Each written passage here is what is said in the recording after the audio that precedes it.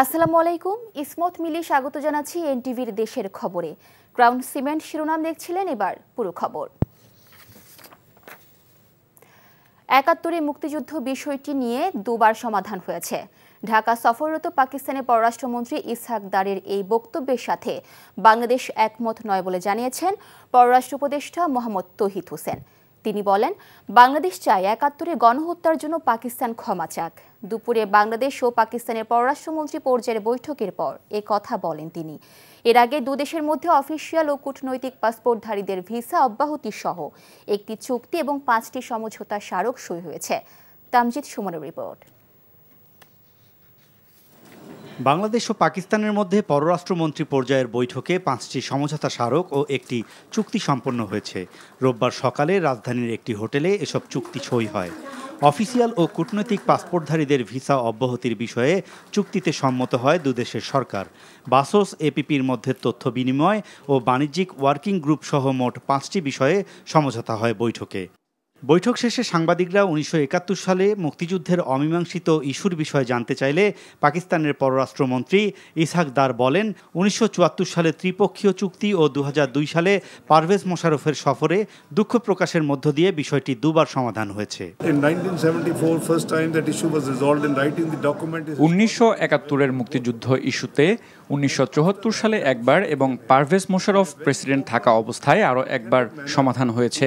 এ বিষয়ে বাংলাদেশিদের হৃদয় পরিষ্কার করে সামনে এগিয়ে যেতে পারলে দুদেশের অমীমাংসিত বিষয়গুলোর সমাধানের দিকে এগিয়ে যাওয়া যাবে। বাংলাদেশ পাকিস্তান পারস্পরিক সহযোগিতার মাধ্যমে আরও এগিয়ে যাবে। পাক পররাষ্ট্রমন্ত্রীর এমন দাবির পর সাংবাদিকদের প্রশ্নের জবাবে পররাষ্ট্র উপদেষ্টা বলেন, তার এই বক্তব্যের সাথে একমত নয় বাংলাদেশ। বলেন, বাংলাদেশ চায় নিঃশর্ত ক্ষমা চাইবে পাকিস্তান। আমরা চাই যে এই যে এখানে গণহত্যা হয়েছে সেটার ব্যাপারে তারা দুঃখ প্রকাশ করুক, মাপ চাক। আজকে বড় মানুষগুলি আছে তাদেরকে তারা ফেরত দেয়। উপদেষ্টা বলেন, গত সরকারের আমলে পাকিস্তানের সাথে বাংলাদেশের সম্পর্ক ইচ্ছাকৃতভাবে পিছিয়ে রাখা হয়েছে। বর্তমান সরকার চায় দুদেশের সম্পর্ককে এগিয়ে নিতে। আমরা তাদের বাজারে কিছু প্রবেশাধিকার চাইছি, বিশেষত সাফটার অধীনে যেন আমাদেরকে সুযোগ সুবিধা দেওয়া হয়। টেক্সটাইল, জ্বালানি, ঔষধ শিল্প, কৃষিপণ্য, তথ্য প্রযুক্তি, এই খাতগুলিকে আমরা বেশি সম্ভাবনাময় বলে মনে করেছি। এদিকে আগামী ২ মাসের মধ্যেই ঢাকা ইসলামাবাদ সরাসরি ফ্লাইট চালু করা হবে বলেও জানান পাকিস্তানের বাণিজ্যমন্ত্রী জাম কামাল খান। Tamjid Sumon, NTV news, Dhaka. ঢাকা বিশ্ববিদ্যালয় কেন্দ্রীয় ছাত্র সংসদ ডাকসু নির্বাচনে খসড়া প্রার্থী তালিকা থেকে বাদ পড়া প্রার্থীদের আপিলের নিষ্পত্তি হবে আজ। গত ২২ ও ২৩ আগস্ট ২ দিনে মোট আপিল করেন ৩৪ জন প্রার্থী। আগামী ২৬ আগস্ট প্রকাশ করা হবে চূড়ান্ত প্রার্থীদের তালিকা। এরপর থেকে প্রার্থীরা নির্বাচনী প্রচারণায় নামতে পারবেন।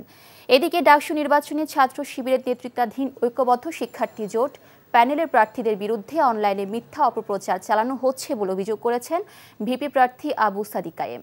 এসব বিষয়ে কমিশনকে জানালেও কোনো ব্যবস্থা নেওয়া হয়নি বলে অভিযোগ করেন তিনি। দুপুরে বিশ্ববিদ্যালয়ের ব্যবসা প্রশাসন অনুষদের সামনে সাংবাদিকদের সাথে আলাপকালে তিনি এসব অভিযোগ করেন। এছাড়া বিজয় ৭১ হল এলাকার শিক্ষার্থীদের সঙ্গে কুশল বিনিময় করেছেন ছাত্র দলের ভিপি প্রার্থী আবিদুল ইসলাম খান। এদিকে রাজশাহী বিশ্ববিদ্যালয় কেন্দ্রীয় ছাত্র সংসদ রাকসু, হল সংসদ ও সিলেট প্রতিনিধি নির্বাচনের মনোনয়নপত্র বিতরণ শুরু হয়েছে। সকাল ১০টা থেকে রাকসু ভবনে মনোনয়ন বিতরণ শুরু হয়। চলবে আগামী ২৬ আগস্ট বিকেল ৫টা পর্যন্ত। মনোনয়নপত্র দাখিলের সময় ২৭ ও ২৮ আগস্ট বিকেল ৫টা পর্যন্ত। যাচাই বাছাই করা হবে ৩১ আগস্ট থেকে ১ সেপ্টেম্বর। প্রার্থীদের প্রাথমিক তালিকা প্রকাশিত হবে ২ সেপ্টেম্বর। ৩ সেপ্টেম্বর মনোনয়নপত্র প্রত্যাহার শেষ। চূড়ান্ত প্রার্থী তালিকা প্রকাশ করা হবে ৪ সেপ্টেম্বর। আগামী ১৫ সেপ্টেম্বর ভোট গ্রহণ অনুষ্ঠিত হবে।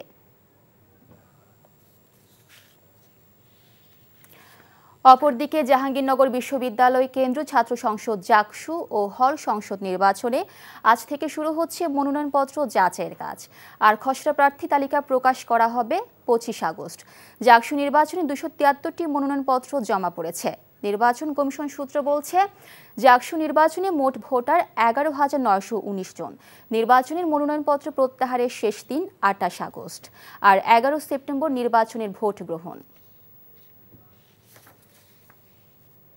বিএসসি ইঞ্জিনিয়ারদের ৩ দফা দাবিতে বিক্ষোভ করেছেন দেশের বিভিন্ন প্রকৌশল ও প্রযুক্তি বিশ্ববিদ্যালয়ের শিক্ষার্থীরা। দুপুরে প্রকৌশল অধিকার আন্দোলনের ব্যানারে চট্টগ্রাম প্রকৌশল ও প্রযুক্তি বিশ্ববিদ্যালয় ক্লাস বর্জন করে বিক্ষোভ সমাবেশ করেছেন শিক্ষার্থীরা। অন্যদিকে বিএসসি ইঞ্জিনিয়ারদের ৩ দফা দাবি বাস্তবায়ন ও ডিপ্লোমা সিন্ডিকেটের অব্যাহত ষড়যন্ত্রের প্রতিবাদে রাজশাহী বিশ্ববিদ্যালয়ে বিক্ষোভ মিছিল ও সমাবেশ করেছেন শিক্ষার্থীরা। এছাড়া খুলনা সহ দেশের বিভিন্ন প্রকৌশল ও প্রযুক্তি বিশ্ববিদ্যালয়ে একই কর্মসূচি পালন করেছেন শিক্ষার্থীরা।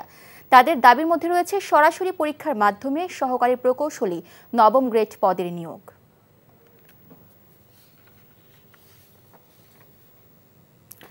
সিলেটে লুট হওয়া সাদা পাথর ফিরছে স্বস্থানে। জেলা ও উপজেলা প্রশাসনের অভিযানে জব্দ হওয়া সাদা পাথরগুলো ট্রাক যোগে পাঠানো হচ্ছে কোম্পানিগঞ্জে। সিলেট সদর উপজেলা ধোপাগুলে কয়েকদিনের অভিযানে জব্দ হওয়া বিপুল পরিমাণ সাদা পাথর ছোট ও বড় ট্রাক যোগে ফেরত পাঠানো হচ্ছে। এ সময় প্রশাসনের পক্ষ থেকে বড় ট্রাককে ২,০০০ টাকা ও ছোট ট্রাককে ২০ লিটার জ্বালানির দাম দেওয়া হয়। ফেরত যাওয়া সাদা পাথরগুলো আগের জায়গায় ফেলছে স্থানীয় প্রশাসন।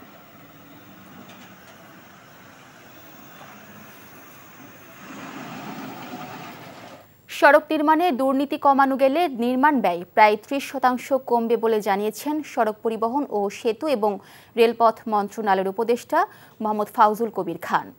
সকালে গাজীপুরের ভোকরা বাইপাস এলাকায় ঢাকা বাইপাস সড়কের ১৮ কিলোমিটার অংশের উদ্বোধনী অনুষ্ঠানে এসব কথা বলেন তিনি।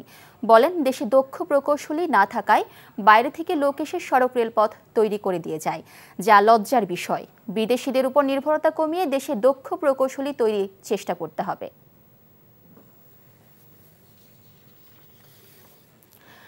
ভোলা পৌরসভার রাস্তাগুলো খানাখন্দে ভরে গেছে, যে কারণে ঝুঁকি নিয়ে চলাচল করছে যানবাহন আর পথচারীরা। প্রায় ঘটছে দুর্ঘটনা। ফলে রাস্তাঘাটে দ্রুত মেরামতের দাবি জানিয়েছে পৌরবাসী। পৌর প্রশাসক বলছেন, বাজেট পাওয়ার সাথে সাথে সংস্কার কাজ শুরু হবে। ভোলা থেকে আফজাল হোসেনের পাঠানো রিপোর্ট। প্রথম শ্রেণীর পৌরসভার পদমর্যাদায় রয়েছে ভোলা সদর পৌরসভাটি। তবে রাস্তাঘাটের অবস্থা দেখে কারো বোঝার উপায় নেই এটি প্রথম শ্রেণীর পৌরসভা। পৌর এলাকার অধিকাংশ রাস্তা চলাচলের অনুপযোগী। ড্রেনেজ ব্যবস্থা না থাকায় লিংক রোডগুলোতে সামান্য বৃষ্টিতেই জলাবদ্ধতা সৃষ্টি হয়। চরম ভোগান্তির শিকার পথচারীরা। এই রাস্তাটা দিয়ে বড় বড় লরিগুলি চলে, ট্রাকগুলি চলে, চরপেশনমুখী যত বাস আছে সব বাসগুলি এই রাস্তা দিয়ে চলে। এই রাস্তাটা এরকমই পানি জমে যায়, আবার ধুলা বালি কি যে একটা অবস্থা। রাস্তাটা সংস্কার চাচ্ছি আমরা। পৌরবাসীর ভোগান্তির জন্য দুঃখ প্রকাশ করে পৌর প্রশাসক বলছেন, বাজেট পাওয়ার সাথে সাথেই কাজ শুরু হবে। একই সাথে পৌরসভার রাস্তার লিংক রোডে যাতে বড় যানবাহন প্রবেশ করতে না পারে সে ব্যবস্থাও দ্রুত নেওয়া হবে। আমাদের যে ছোট রাস্তাগুলো আছে অর্থাৎ লিংক রোড যেগুলো আছে সেগুলোতে আর দিয়ে অর্থাৎ বড় যানবাহন যেন ঢুকতে না পারে সেই প্রতিবন্ধকতা সৃষ্টি করার জন্য ইতিমধ্যে পৌরসভাকে এটা দায়িত্ব দেওয়া হয়েছে। দ্রুত রাস্তা সংস্কার করে যানবাহন ও সাধারণ মানুষের চলাচলের উপযোগী করার দাবি পৌরবাসীর। NTV news desk. চট্টগ্রামের চন্দ্রনাথ পাহাড়ে মসজিদ নির্মাণের বিষয়টি গুজব। দেশের শান্তিপূর্ণ সহাবস্থান ও সৌহার্দ্যপূর্ণ পরিবেশ বিনষ্ট করতে এ ধরনের অপপ্রচার চালানো হচ্ছে বলে মন্তব্য করেছেন ধর্ম মন্ত্রণালয়ের উপদেষ্টা ডক্টর আফম খালিদ হোসেন। দুপুরে চট্টগ্রামের সার্কিট হাউসে অনুষ্ঠিত বৈঠকে এ কথা বলেন উপদেষ্টা। বলেন, দেশের সাম্প্রদায়িক সম্প্রীতি বিনষ্ট হয় এরকম কোনো চেষ্টা সরকার করতে দেবে না। বর্তমানে বিপুল পরিমাণ ওয়াকফ সম্পত্তি বেদখল হয়ে আছে উল্লেখ করে ডক্টর আফম খালিদ হোসেন বলেন, সারা দেশের ওয়াকফ সম্পত্তি উদ্ধারে সরকার অভিযান চালানোর সিদ্ধান্ত নিয়েছে।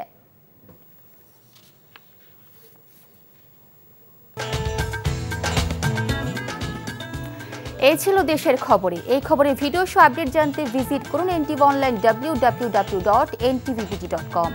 এছাড়াও এনটিভির জনপ্রিয় সব অনুষ্ঠান ও খবরের আপডেট জানতে ভিজিট করুন আমাদের ইউটিউব ও ভেরিফাইড ফেসবুক পেজে। 6টা ইভিনিং নিউজ দেখার আমন্ত্রণ রইল। ধন্যবাদ সবাইকে।